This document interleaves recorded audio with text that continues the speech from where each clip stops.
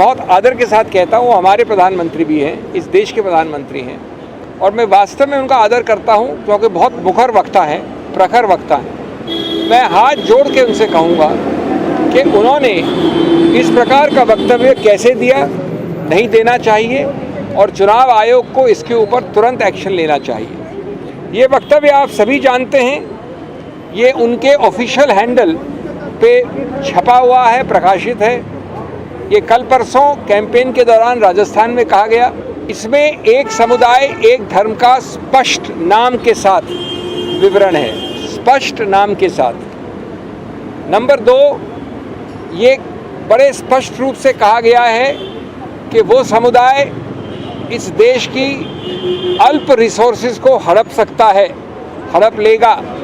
कांग्रेस उनको दे देगी इस प्रकार के अल्प रिसोर्सेज, उस समुदाय उस धर्म को। नंबर 3, उस समुदाय और उस धर्म को घुसपैठियों के साथ बराबर में जोड़ा गया है। जो आपने तस्वीरें लगाई हैं अपने सत्तारूढ़ पार्टी की ऑफिशियल हैंडल्स में, गुजरात में विशेष रूप से, वो सिर्फ धर्म की बात करते हैं। हमने फ़ोटो दी हैं, आप वो ऑफिशियल हैंडल उठा के देख लीजिए, उसमें सिर्फ धर्म के चिन्ह हैं। हम एक गौरवशाली देश हैं, मैं एक गौरवशाली हिंदू हूँ, ये गौरवशाली सिख हो सकते हैं, ये गौरवशाली ईसाई हो सकते हैं, लेकिन धर्म के चिन्ह हम अपने घर में पूछते हैं। हमने कंप्लेंट की है न्यूज़ 18 के एक एंकर चैनल ऑपरेटर जो चलाते हैं प्रोग्राम्स, सूर्य तिलक से राज तिलक नाम से उनका एक प्रोग्राम है, उनको लिखित कंप्लेंट दी है अमीश देवगन के विषय में। सूरत में चुनाव कैसे हो सकता है?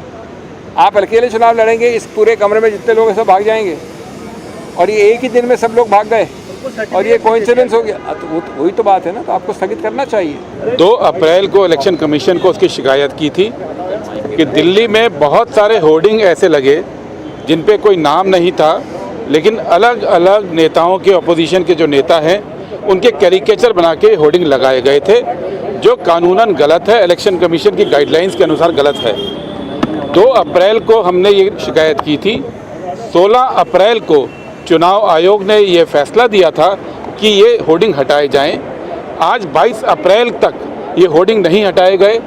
ये सुप्रीम कोर्ट के इलाके में लगे हैं, ये हाई कोर्ट के इलाके में लगे हैं, ये चुनाव आयोग के पास लगे हैं, लेकिन चुनाव आयोग के फैसले के बाद आज 20 दिन बाद भी ये होर्डिंग नहीं हटाए जा रहे।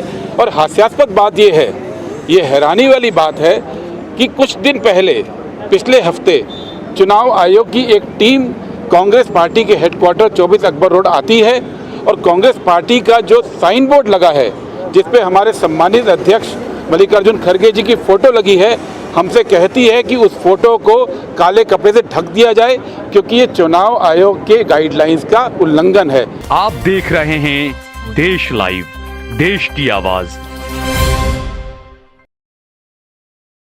जैसा आप जानते हैं, कांग्रेस पार्टी का ये डेलीगेशन अभी चुनाव आयोग से आया है बाहर।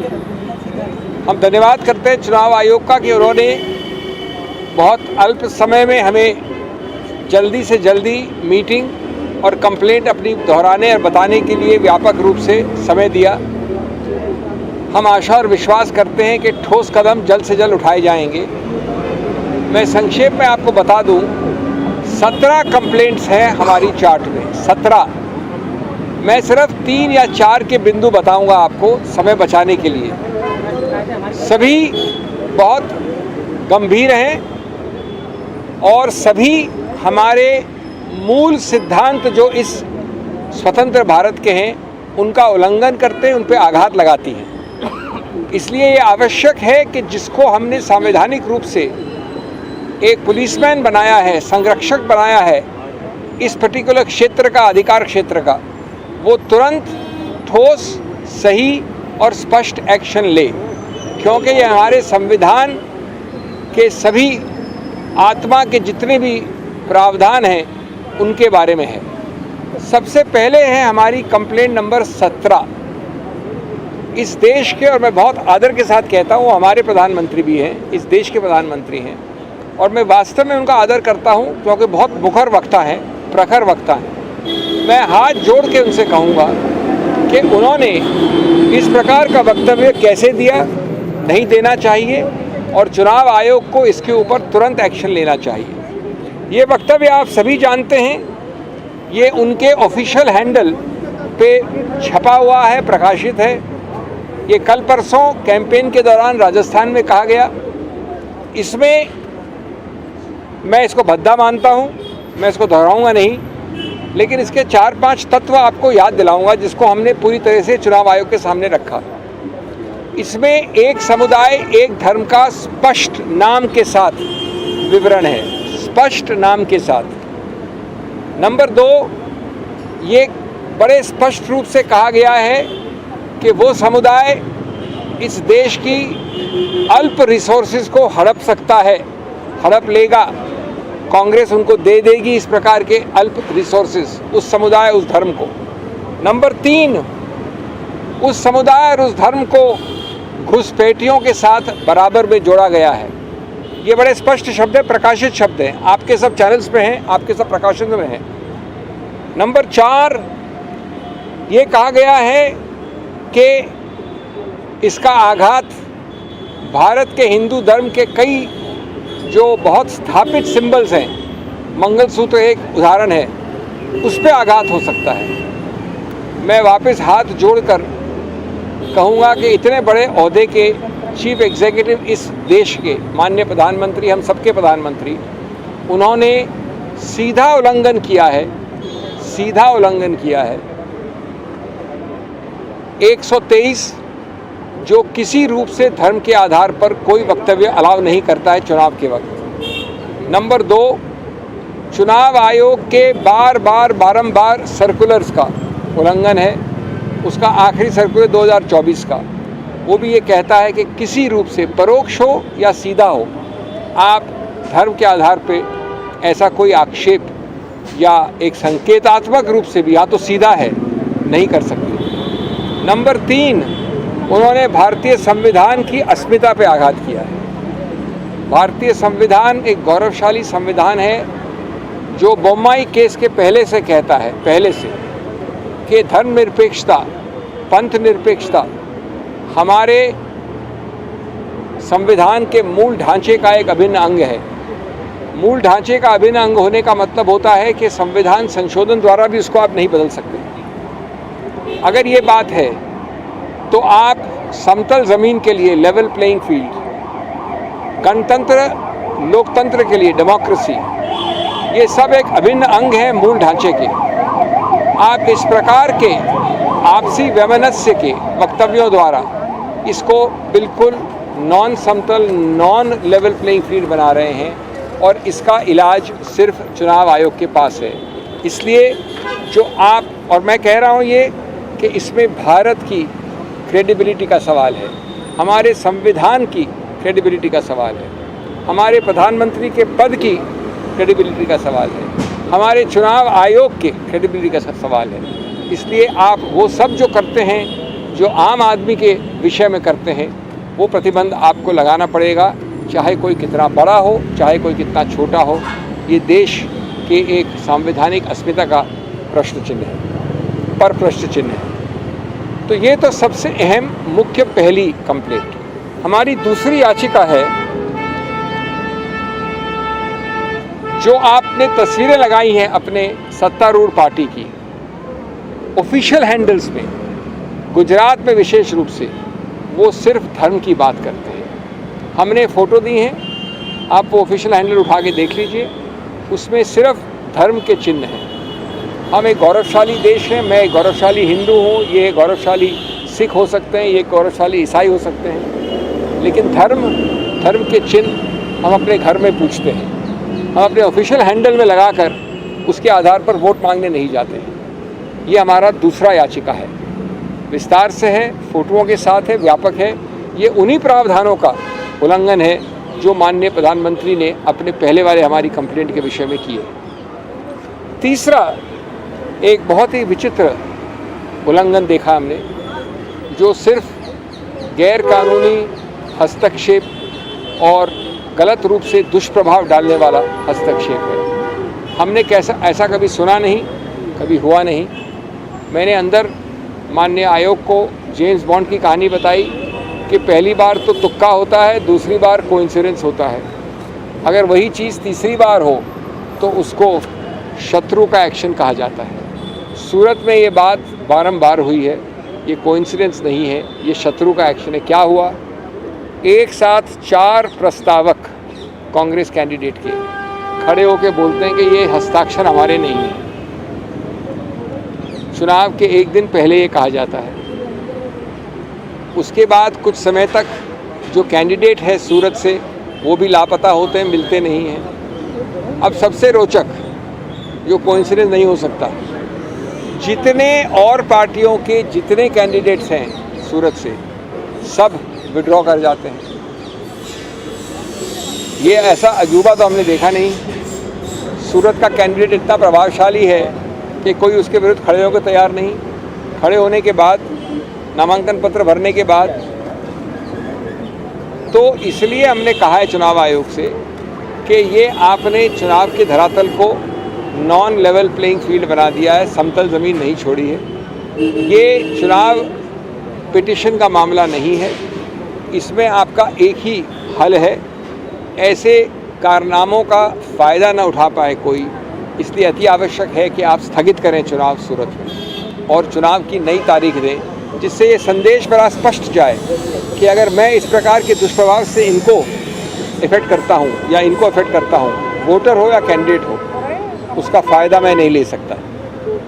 इसलिए इस चुनाव को स्थगित करने की हमने मांग की। 5वां उदाहरण आता है, हमने कंप्लेंट की है न्यूज़ 18 के एक एंकर चैनल ऑपरेटर जो चलाते हैं प्रोग्राम्स, सूर्य तिलक से राज तिलक नाम से उनका एक प्रोग्राम है, उनको लिखित कंप्लेंट दी है अमीश देवगन के विषय में। आप लोग सब पत्रकार हैं, आप लोग सब यूट्यूब में जाना जानते हैं, आप उनका वो प्रोग्राम देख लीजिए। हमने लिंक दी है चुनाव आयोग को। वो इतना भद्दा है, वो इतना उत्तेजनापूर्ण है, वो इतना आपसी वैमनस्य फैलाता है, वो इतना धार्मिक है, वो इतना गैर कानूनी है, वो इतना धर्मनिरपेक्षता और पंथ निरपेक्षता के विरुद्ध है कि हमारा पूरा शर्म से माथा झुक जाए। हमने तुरंत प्रतिबंध के लिए कहा है। इसी महान व्यक्ति के विरुद्ध पहले कंप्लेंट्स हो चुकी हैं, निर्णय आ चुके हैं, लेकिन इस वक्त एक प्रयत्नशील काम हो रहा है कि चुनाव में जितना माइलेज निकाल सको गैर कानूनी काम से उतना निकाल लो, बाद में देखी जाएगी। कि बाद में देखी जाए पे तुरंत प्रतिबंध लगाने के लिए आवश्यक है कि इसको रोका जाए, और वो हमने हमारी 4थी कंप्लेंट में किया है। अंतिम बात जो मैंने कही, और मेरे मित्र अभी 1-2 और आपको उदाहरण देंगे, जो अंतिम बात मैंने की वो थी कि माननीय राहुल गांधी जी कर्नाटक के उस क्षेत्र में कैंपेन करेंगे जब दूसरा कर्नाटक का क्षेत्र जो है वो साइलेंस पीरियड में होगा। यानी एक क्षेत्र में कर्नाटक में चुनाव हो गए, वो साइलेंस पीरियड में चला गया है, मौन व्रत के पीरियड में, और दूसरे पीरियड में जहाँ की अलग अलग चरणों के चुनाव हैं वहाँ पर कैंपेनिंग अनुमति है, अलाउड है। तो हमने स्पष्टीकरण मांगा है कि चुनाव आयोग राहुल गांधी जी को उन क्षेत्रों में चुनाव अभियान करने का पूरा अनुमति दें। ये सभी हमारे बाकी 15 या 14 कंप्लेंट्स के साथ विवरण किया है, लिखित दिया है, कंप्लेंट दी है, प्रावधान दिए हैं, फोटोग्राफ दिए हैं, याचिकाएं दी हैं, और उसके बाद अब हम समझते हैं कि ट्रायल पे न ये लोग हैं न हम हैं, ट्रायल पे चुनाव आयोग है। हमने बड़ा स्पष्ट कहा कि हमने स्थगित करने का कहा है। सूरत में चुनाव कैसे हो सकता है? आप अकेले चुनाव लड़ेंगे, इस पूरे कमरे में जितने लोग हैं सब भाग जाएंगे, और ये एक ही दिन में सब लोग भाग गए और ये कोइंसिडेंस हो गया। तो वही तो बात है ना, तो आपको स्थगित करना चाहिए। सर्टिफिकेट तो मिलेगा ही, जब चुनाव ही नहीं होगा तो सर्टिफिकेट क्यों नहीं मिलेगा? Okay, thank you. Late mister Sappal से इलेक्शन में आपको सर्टिफिकेट नहीं दिया जा सकता। नहीं, ये बात नहीं है। आपने चुनाव होने कैसे दिया? सर्टिफिकेट दिया क्यों आपने, जब चुनाव ही नहीं हुआ है? कभी हुआ है आज तक कि जितने लोग इस कमरे में सब लोग अपना विड्रॉ कर लेते हैं? 4 प्रस्तावक एक साथ कहते हैं, तो बड़ा स्पष्ट है। Thank you. दोस्तों, एक मुद्दा जो हमने 20 दिन पहले 2 अप्रैल को इलेक्शन कमीशन को उसकी शिकायत की थी कि दिल्ली में बहुत सारे होर्डिंग ऐसे लगे जिन पे कोई नाम नहीं था, लेकिन अलग अलग नेताओं के, अपोजिशन के जो नेता हैं उनके कैरिकेचर बना के होर्डिंग लगाए गए थे, जो कानूनन गलत है, इलेक्शन कमीशन की गाइडलाइंस के अनुसार गलत है। 2 अप्रैल को हमने ये शिकायत की थी। 16 अप्रैल को चुनाव आयोग ने ये फैसला दिया था कि ये होर्डिंग हटाए जाएं। आज 22 अप्रैल तक ये होर्डिंग नहीं हटाए गए। ये सुप्रीम कोर्ट के इलाके में लगे हैं, ये हाई कोर्ट के इलाके में लगे हैं, ये चुनाव आयोग के पास लगे हैं। लेकिन चुनाव आयोग के फैसले के बाद आज 20 दिन बाद भी ये होर्डिंग नहीं हटाए जा रहे। और हास्यास्पद बात ये है, ये हैरानी वाली बात है कि कुछ दिन पहले पिछले हफ्ते चुनाव आयोग की एक टीम कांग्रेस पार्टी के हेडक्वार्टर 24 अकबर रोड आती है और कांग्रेस पार्टी का जो साइन बोर्ड लगा है जिस पे हमारे सम्मानित अध्यक्ष मल्लिकार्जुन खड़गे जी की फ़ोटो लगी है, हमसे कहती है कि उस फोटो को काले कपड़े से ढक दिया जाए क्योंकि ये चुनाव आयोग के गाइडलाइंस का उल्लंघन है। यानी कांग्रेस पार्टी अपना साइन बोर्ड भी छुपाए और वो होर्डिंग जो मोदी जी के लगे हैं, वो होर्डिंग जो भारतीय जनता पार्टी ने लगाए हैं बिना नाम के, जिसके खिलाफ चुनाव आयोग आदेश दे चुका है, आज 20 दिन बाद भी वो होर्डिंग लगे हुए हैं। हमने इलेक्शन कमीशन से आज इस बात को दोबारा उठाया। दूसरी बात हमने जो कही कि पिछले हफ्ते यूजीसी में 4 नए मेंबर अपॉइंट किए गए हैं। मॉडल कोड ऑफ कंडक्ट के दौरान जो एचआरडी मिनिस्ट्री है उसने अपने अधिकार क्षेत्र से बाहर जाते हुए ये 4 अपॉइंटमेंट किए हैं। आपको याद होगा पिछले हफ्ते भी हमने एक और मुद्दा उठाया था जिसमें सूचना प्रसारण मंत्रालय चुनाव आयोग के गाइडलाइंस के अगेंस्ट जाकर मॉडल कोड ऑफ कंडक्ट के दौरान बहुत सारे यूट्यूब चैनल्स, बहुत सारे प्लेटफॉर्म, सोशल मीडिया प्लेटफॉर्म और बहुत सारे लोगों के वक्तव्यों को हटाने का ट्विटर से और फेसबुक और मेटा से हटाने की बात कर रही है। ये अधिकार हमने कहा था कि आईएनबी मिनिस्ट्री को चुनाव के दौरान नहीं हो सकता। चुनाव आयोग ने हमसे कहा था कि चुनाव आयोग की ये राय है कि सेक्शन 69 और सेक्शन 79 आईटी एक्ट का है, उसका उपयोग चुनाव के दौरान नहीं करना चाहिए। लेकिन चुनाव आयोग ने अभी तक सूचना प्रसारण मंत्रालय को रोकने का कोई आदेश नहीं दिया। और पिछले हफ्ते आप जानते हैं वो चैनल्स जिन्होंने ईवीएम की बात की, वो चैनल जिन्होंने इलेक्टोरल बॉन्ड की बात की, उन चैनल को मोनेटाइज करने से रोका गया है। वो जो ऐड उनको मिलता है लोगों से, उन ऐड को दबाने की कोशिश की गई है। हम इलेक्शन कमीशन से एक बार फिर अपील कर रहे हैं कि जैसे पूरे देश के अंदर कोई कानून व्यवस्था की एजेंसी, कोई मंत्रालय, कोई अधिकारी अपने आप फैसले नहीं ले सकता, उसको चुनाव आयोग की अनुमति लेनी होती है। वही चीज़ एमएचआरडी मिनिस्ट्री और सूचना प्रसारण मंत्रालय के बारे में भी लागू करना चाहिए। फ्रीडम ऑफ स्पीच को बरकरार रखना चाहिए और ये इंश्योर करना चाहिए चुनाव आयोग को कि कोई भी सरकारी मंत्रालय इस दौरान कोई आदेश न दे पाए।